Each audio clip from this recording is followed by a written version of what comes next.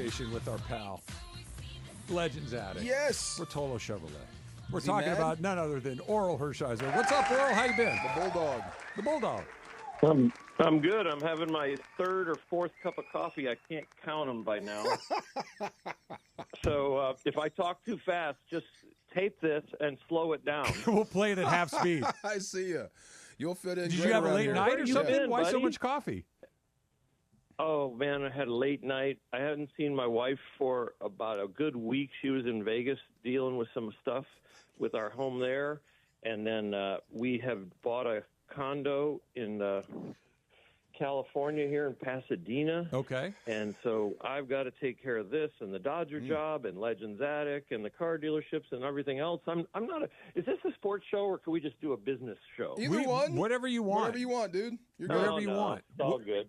What's your EBITDA on this but condo? DeMarco, I have missed you. I missed you too, man. I didn't know you were. I thought maybe you might be mad at me because we had some heat when you had the hip thing.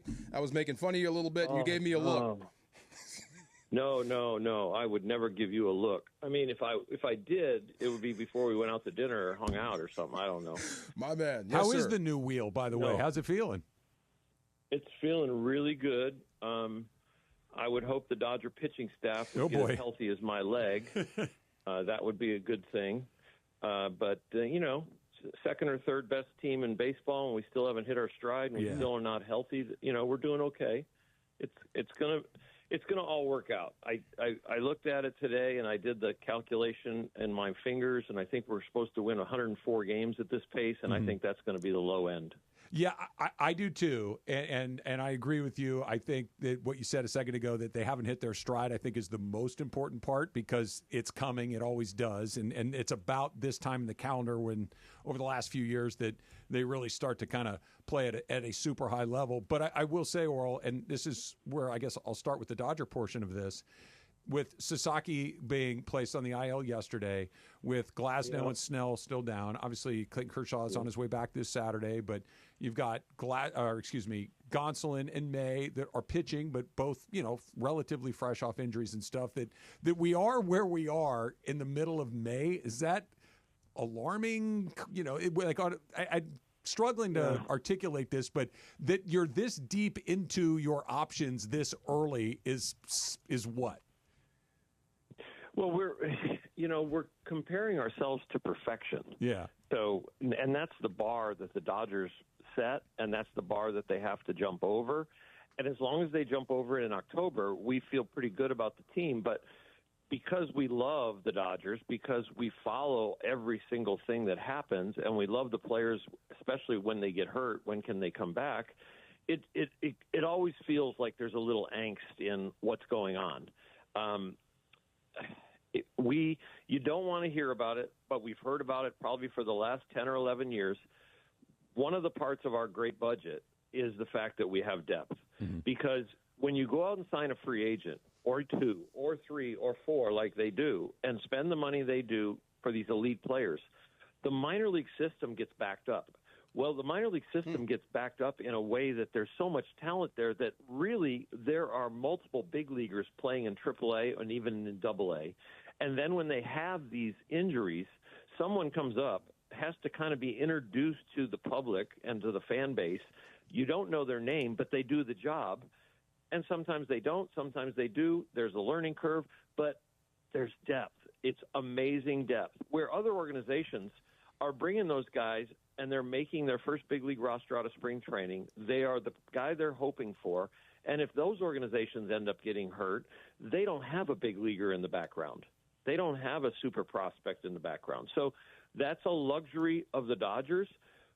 But still, because of the equation, because of you don't know the guy's name, because he really hasn't got much PR because it went to Ohtani and Betts and Freeman and everybody else, Glasnow and Sasaki and Yamamoto and all of them, it feels different.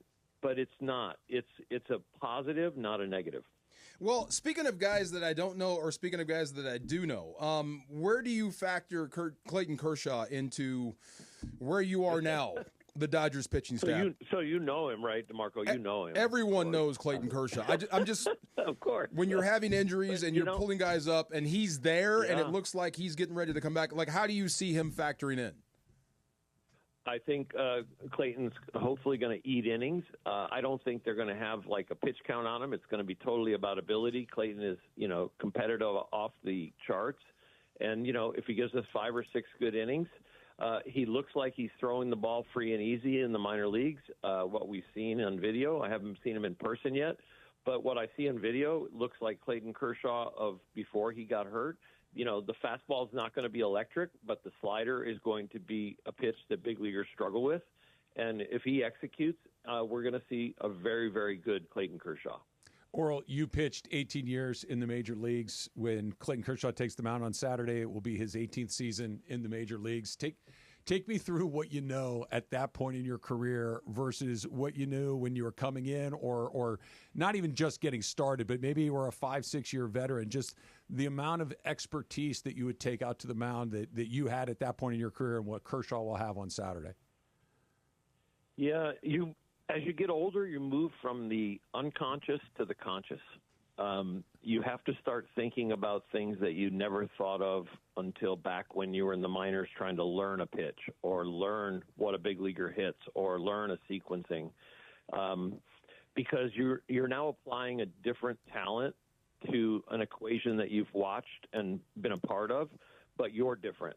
And the whole key is not to try and put a square peg in a round hole because you are just a different peg now. And so you have to take all that wisdom and all that watching and learning of what baseball is all about, and you have to apply your current self into the equation. And that's the key. So I know that's what happened to me. And then the conscious part is, I knew how to lift my leg for 15 years, but now I'm lifting it slightly different. I knew my shoulders needed to close this much, and my sight line was over the seam of my jersey, but I have to do this now. And so there are new things that you have to remember on each pitch, each inning, in between innings. It's a different thing. Standing up and walking around the dugout, we've seen Clayton do that back when, if his back was bothering him or he's just trying to stay loose. There's just new challenges that take you into your conscious mind that when you're younger and in your prime, it just happens and you're just resting between innings, or you're just catching the ball back from the catcher and getting on the rubber, breathing a little bit, visualizing and throwing the pitch. And now you're back into a conscious mindset of where you were as a minor leaguer, where you were as a young big leaguer of learning the game and learning yourself and applying it. So when those two things kind of line up, that you are in your physical prime and your body's able to respond in exactly the way that you want it to, but you have some seasoning, some experience. Is that what happens in 1988? Is that what happens when all of these things come together at the right time? Yeah, I mean, Clayton, his X factor of ability and experience was a very thick paintbrush, and mine was a very thin paintbrush. So when you get to the middle of the X factor of those two things crossing, I mean, he painted for a long time with a thick paintbrush that had a big, huge X in the middle where it crossed over. Mine crossed over probably for 3-4 years. There were other parts where it was together, but it was inconsistent. For Clayton, it's a good 10, 12 years where he painted with a very thick brush as far as the X factor of ability and, expertise coming together. Hey, I have one question. Okay, so when I talk to current guys like AD or guys that are still playing football, the game has evolved some, but the moves are kind of the same, and I kind of understand what the game looks like from my position now.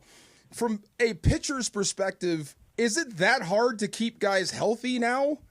It seems like you're just penciling in injuries every single year. Yeah, no matter what generation, you're scheduled for some kind of surgery or injury if you're a pitcher. But it seems like in this generation, it's rampant. And I kind of agree with you. I think it is something that baseball is continuing to look at and try and address.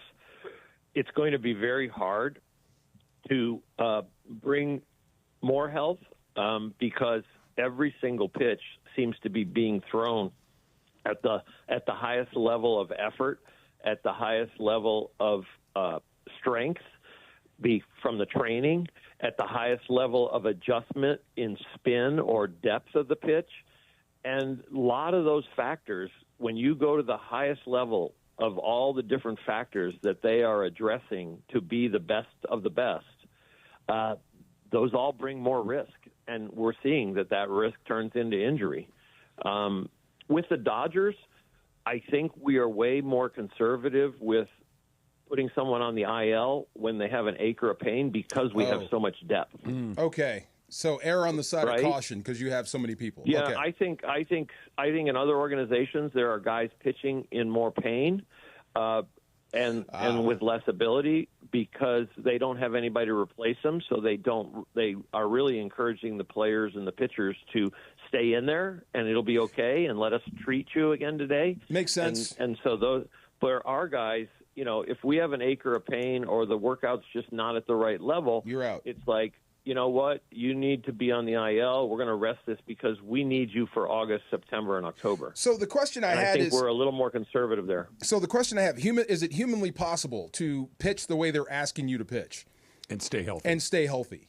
That's what I'm kind of asking. I don't think so. I think the equation is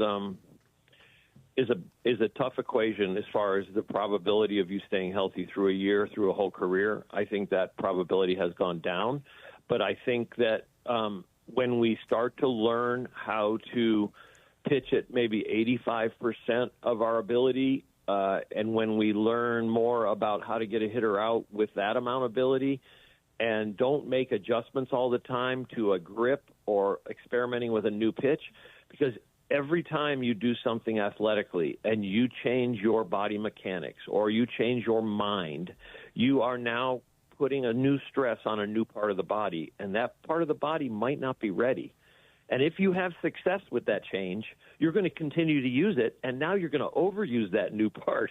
So we have to watch. We have to watch how we develop a career and have a career and continue a career by how quickly we make adjustments and how quickly we add that workload to the new stress on the body. I feel like I'm teaching a class right now. You are. No, it's a good class. It's a class. By the way, it's a class that all the general managers I would not skip take. this class. Yeah, and all the pitching coaches and everything else. I watched the San Francisco Giants have great success with a split finger fastball taught by Roger Craig, and I watched their whole staff just kind of get turned around. So I said, you know what? I'm going to start throwing that. So I played catch with it, and people couldn't even catch it barely. So I'm like, oh my gosh, this is amazing. This is better than my sinker. This is the first changeup grip I've ever kind of had that actually can work, and I feel like I can repeat. So I went out and I brought it into a game. I threw it to Mike Scioscia in warm-ups, and I said, Mike, this is my changeup. I just want you to be able to see it. Threw it to him. He goes, oh, that's really good. I go, oh, great. So we struck out 7 in like 5 innings with it, and my elbow started to bark. Yeah. And I'm like, Mike, I can't throw it anymore. He goes, man, it's really good. I go, my elbow is starting, my forearm's starting to cramp. So what I should have done, probably now that I look back, is I should have said, I'm only going to throw 5 in this game, and then the next game in the side work, I'm going to throw 10. And I should have built it up because I could just tell, like, this grip is starting to rip my elbow. What I decided was, you can't do it, and it's not a foundational piece for me, and so I left it alone. It was done. I probably could have done some other things with to bring it along, but I didn't. I just bagged it and said, no, can't do it. All right, Orel. So coming up on May 30th, DeMarco and I are going to be back at Legends Attic. It is the 1-year anniversary of Legends Attic. Eddie sent me a list of people that are coming, which include, among many, many others, Joe Davis, who I'm excited to meet, your broadcast partner, and all of the luminaries that we've talked to at the past. I look forward to it. But here's my concern. That if you have a concern. Yeah, I do. And it's what you sent me last night. I'm afraid you're going to take my truck back if I show up. Oh. Well, you know what? There's a lot of you carry the show on some days, and DeMarco carries the show on some days, and it's like the truck seems to be like going back and forth. But it's I think what will put you over the top to keep the truck for a long time. Okay. And is it from Capozio Buick GMC or is it from Rotolo? I can't remember which dealership you get it from. You get it from Rotolo. Oh, okay. Yes. I want to hear you interview the Freddie Freeman Grand Slam ball. Excellent. That'll be there on May 30th. If you do that interview well, you can keep the truck for a long time. All right. I'm going to interview the ball. Yeah, done. The ball. I interviewed the Burger King one time, and he doesn't talk. Okay. So I'm good. The ball, and you be the voice of the ball. That would be entertaining. I'm the ball? Interviews the ball, and you're the voice of the ball. Call the cops. He hit me with a bat. On the 30th, he's gonna... The Freddie Freeman home run ball is going to be there on May 30th as well. Oh, wow. The actual ball That's that was awesome. put into the right field seats, the most iconic home run that we've seen in God knows how long.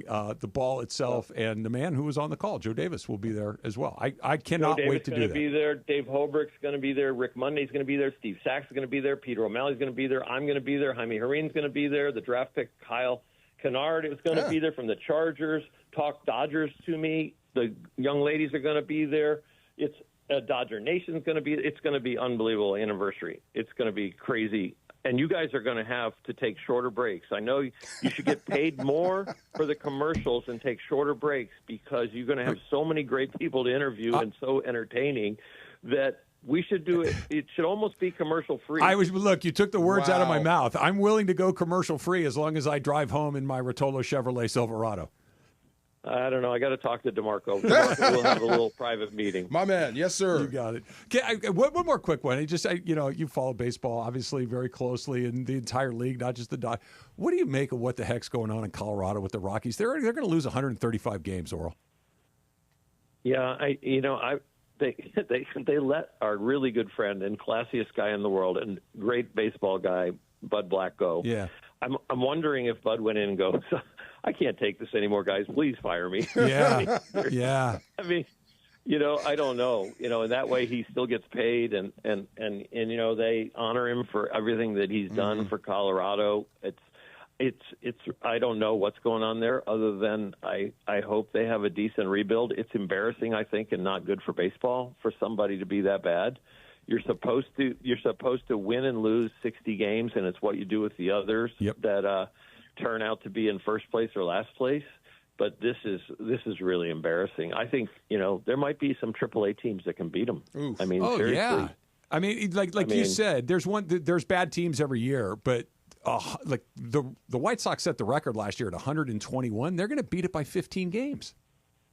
I know, and it's ugly, and it doesn't feel good. And the people of Colorado have supported that organization for years. I mean, they are up there in attendance all the time. That is a community that loves to be outdoors, that loves to go to games, loves sports, loves hiking, loves skiing, loves everything. And that's really embarrassing. It's embarrassing. It is a tough situation for sure. We're going to be back at Legends Attic on the 30th. Orel and all of the great folks that he mentioned are going to be there as well. Always great to talk to you, Orel. Thanks a bunch. Thank you, sir. You guys are the best. See ya. See you soon.